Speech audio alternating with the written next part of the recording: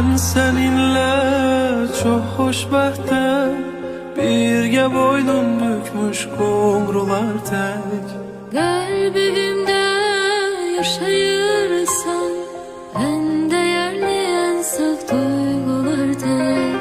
Gözlerinde bir alem var, orada sen varsan orada ben varım. Tenhamıdan bəxt versen, ben ise herkesten bəxtiyaram. Harda var ki senin sevirəm demeyindən, Koy baxım gözünə, sarılım ürəyindən. astaca astaca deyirəm biləsən. Bir bahardır, bir de sensen, size olan sevgim bir ihtiyardır. Kalbimizde, ruhumuzda, yaxşı ki